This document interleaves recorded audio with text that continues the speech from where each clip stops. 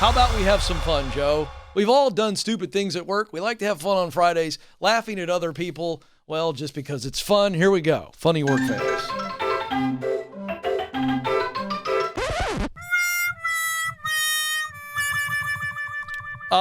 Boy, you better check your computer before you start submitting resumes and cover letters, because you have these big software, developed systems, and everybody wants you to submit online. This is a fun one. This came from the website resumeedge.com from a person who, well, unfortunately caused way more damage than they meant. I sent a digital resume cover letter via email to apply for a position as a technical writer. Within a few hours, I got a message from the director in charge of hiring via email.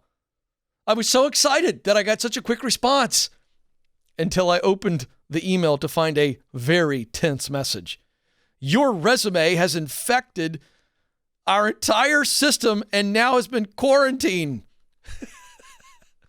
I don't think you can recover from sending an infected resume, so I did not pursue the position any further. I think it's probably a good rule of thumb. If you send a virus with your resume and cover letter, it's probably time to move on. Here's one from someone who did an interview and things didn't turn out well. One of my first jobs as a supervisor was to interview candidates for administrative positions. And so we scheduled a full day of screenings.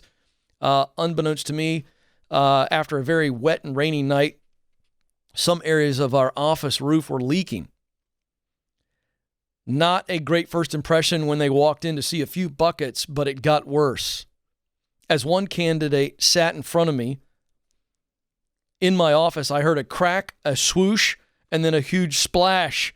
The ceiling just above the candidate collapsed under the rain and completely drenched her.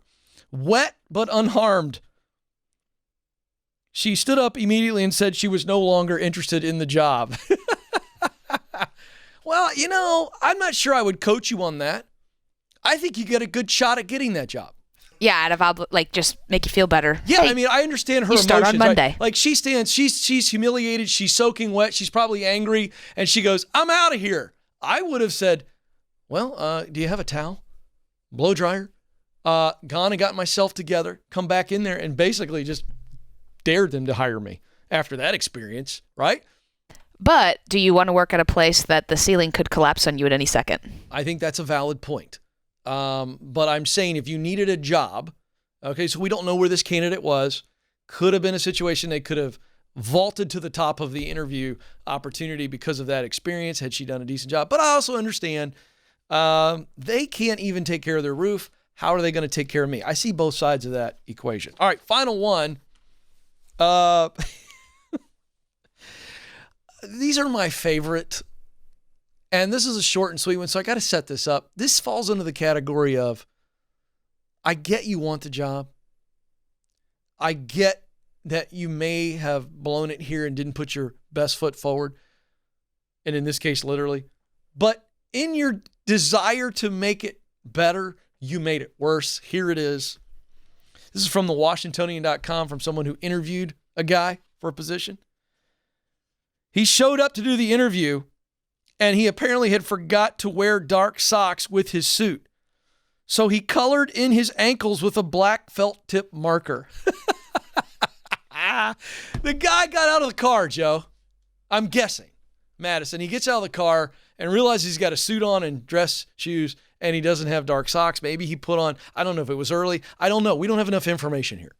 But at some point he decides between getting there early enough to do the interview, maybe he can't go back to the house and get some socks. Maybe Target wasn't open. I don't know. He decided, I'm going to get myself a black marker and attempt to color my ankles. And he sits down and it's very obvious. So you don't hire a guy who's going to color socks in. There's too many questions that will never be answered. Yeah, you can't say in the interview that your attention to detail is high if you color your ankles in because you forgot socks. Yeah, I think there's other issues there as well. Nathan, any other alarms? You could say you're a creative person, though. Okay, I see what you're saying. You're going, okay, got to solve a problem, and the only way I can do it is try to color my ankles. Okay, now that's interesting. I didn't see that approach.